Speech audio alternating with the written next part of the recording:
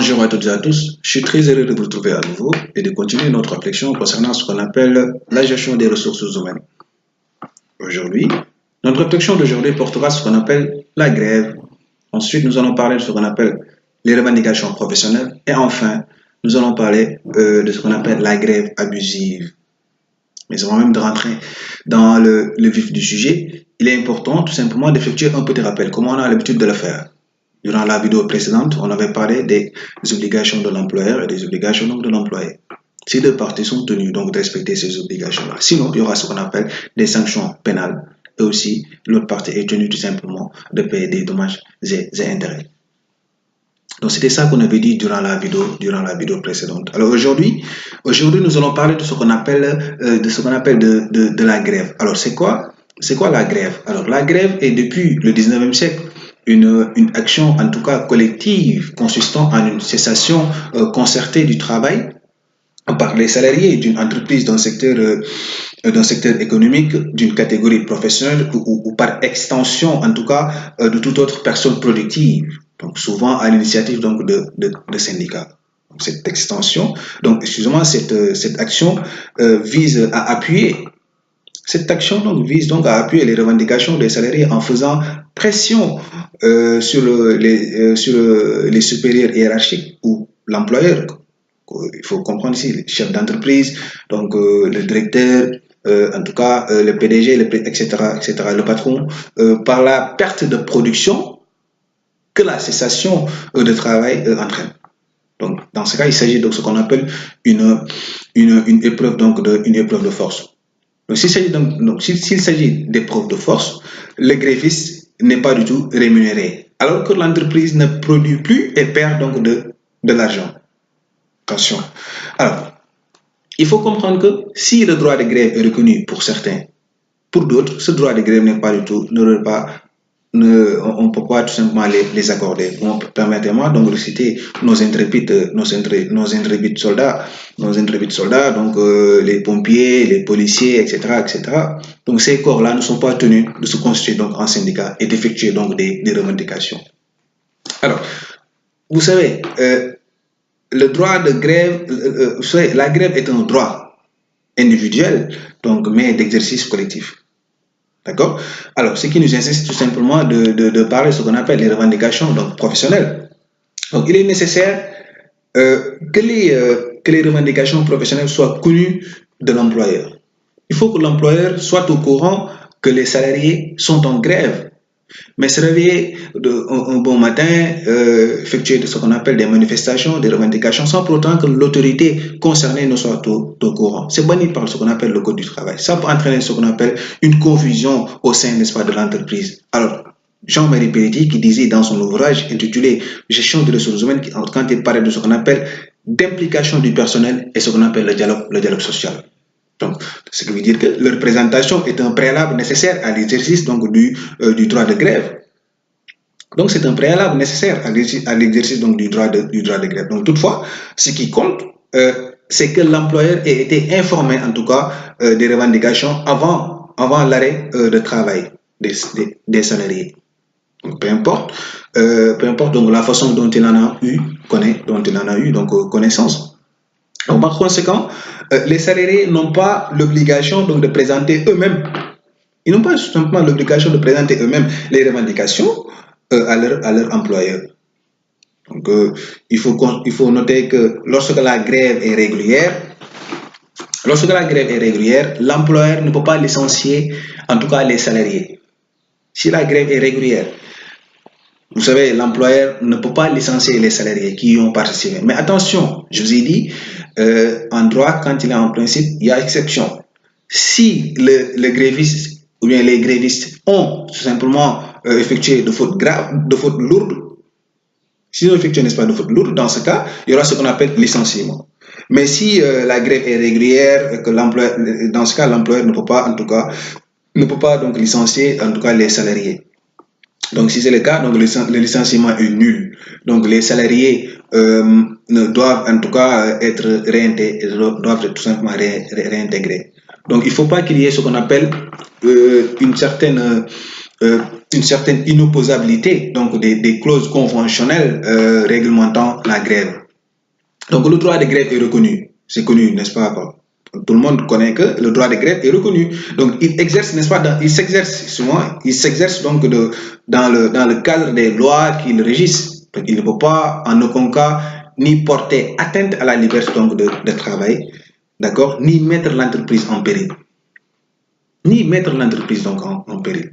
L'employeur ne doit pas s'opposer à ce qu'on appelle à ce droit, mais aussi l'employé aussi doit tout simplement, en tout cas, respecter la discipline donc en entreprise telle que tout simplement définie dans le code du travail, et aussi la réflexion aussi de Jean-Marie Pelletti dans son ouvrage de gestion des ressources humaines. Alors ici, nous allons aussi parler de ce qu'on appelle les grèves abusives, comme on a tendance, n'est-ce pas, de le voir dans notre société donc actuelle. Alors, vous savez, la notion d'abus du droit de grève est tout simplement notée par ce qu'on appelle l'Organisation internationale du travail. L'Organisation internationale du travail dit l'exercice abusif du droit de grève peut prendre des formes diverses. C'est une réflexion effectuée par l'Organisation internationale du travail quand elle dit qu'il y a ce qu'on appelle la grève suivie par les travailleurs à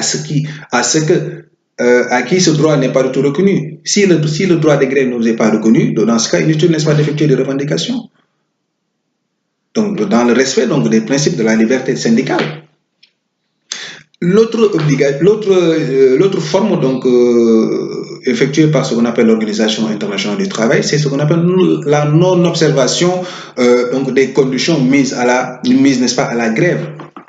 Quand ces conditions sont raisonnables, s'il y a ce qu'on appelle des conditions et que les salariés n'ont pas du tout respecté, en tout cas, les dispositions établies au sein de l'entreprise, donc dans ce cas, on peut parler de ce qu'on appelle grève abusive. Et aussi, la troisième forme, c'est ce qu'on appelle détérioration et destruction. Quand on parle de détérioration ou destruction des biens et des installations de l'entreprise, vous savez, on a tendance à voir dans notre société actuelle, quand les salariés sont en grève, on a tendance à voir, ils brûlent, n'est-ce pas, des pneus, saccager ce qu'on appelle les locaux, etc., alors que c'est banni par ce qu'on appelle notre code de travail. Le code du travail bannit, n'est-ce pas, cette idée, n'est-ce pas, de destruction des biens et des installations, en tout cas, des biens de l'entreprise. Ou bien violence contre les personnes.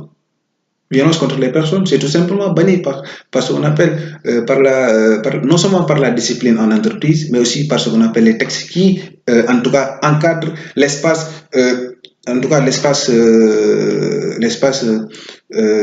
je dirais même l'espace, en tout cas, des entreprises, pour qu'il y ait ce qu'on appelle une parfaite cohésion entre l'employeur et l'employé. Voilà. Il y a ce qu'on appelle aussi les actes délictueux. Donc, les actes délictueux commis au cours, n'est-ce pas, de la grève.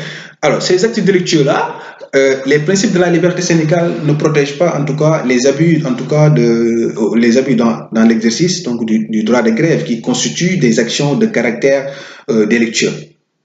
Alors, il est donc interdit, c'est le Code du travail qui le dit, il est donc, en tout cas, interdit aux grévistes donc d'empêcher les autres salariés de travailler. Il est interdit, tout simplement, aux grévistes d'empêcher les salariés de travailler ou de les séquestrer, sous peine, en tout cas, de se voir condamnés pénalement à de fortes amendes et même à une peine d'emprisonnement. On a tendance à voir dans certaines entreprises, quand le personnel est en mouvement, on a tendance à voir, ils vont tout simplement déranger tout le système. Ils vont perturber tout le système, ils vont tout simplement dire à leurs collègues de ne pas tout simplement travailler. Alors que c'est interdit par le Code du travail, c'est interdit par la discipline en entreprise. Il faut respecter la discipline en entreprise, c'est important.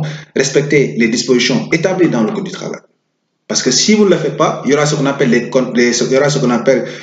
condamnations et aussi il y aura ce qu'on appelle de fortes amendes et même une peine d'emprisonnement. Donc l'employeur a ce qu'on appelle ces pouvoirs-là. Il faut respecter les pouvoirs de l'employeur parce que c'est des prérogatives qu'on lui a données, du moins que c'est le chef. Donc il doit tout simplement diriger, mais il ne faut pas que le salarié effectue en tout cas ce qu'on appelle, il ne faut pas en tout cas empêcher les autres, n'est-ce pas, à travailler ou à les séquestrer. C'est très important.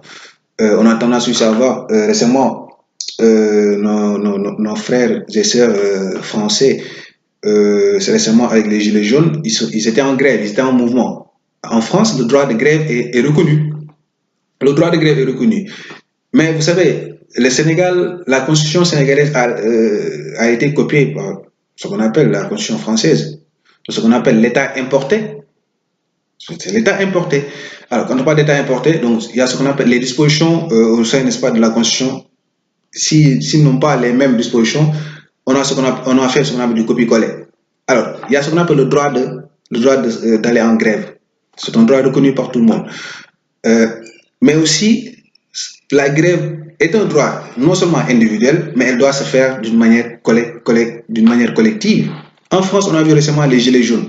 Ils étaient en grève, mais on a tendance à voir que les intérêts étaient divergents. Le premier groupe effectuait des revendications, l'autre groupe effectuait aussi des revendications. Et ces deux revendications-là n'étaient pas tout simplement les mêmes.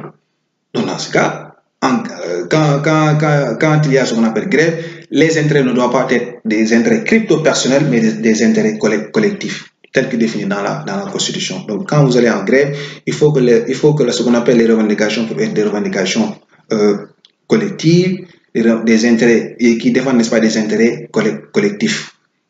C'est très important. La Constitution, le Code du travail, la discipline en entreprise bannit ce qu'on appelle les revendications crypto-personnelles. Mes chers amis, c'était Boris Balde. Je suis venu tout simplement pour vous expliquer, en tout cas, la grève. Nous allons aussi, durant la vidéo prochaine, durant la vidéo prochaine, nous allons vous parler de ce qu'on appelle, nous allons vous parler en tout cas de la grève et le contrat de travail. C'est-à-dire ici, il faut comprendre que les effets de la grève sur le contrat de travail. La vidéo prochaine, nous allons parler, n'est-ce pas, de cette partie-là. C'était Boris Balde. Je suis venu en tout cas pour vous expliquer la grève, définir la grève, parler des revendications professionnelles, parler de ce qu'on appelle les grèves abusives. Si vous avez des questions à poser, je vous invite à aller poser via mon compte Gmail, borissobalde en minuscule, @gmail.com. Vous allez poser vos questions. Je suis très heureux de vous retrouver et je vous remercie d'avoir prêté attention à ma vidéo. Je vous donne rendez-vous très prochainement pour un autre numéro et un autre thème. Merci et à très bientôt.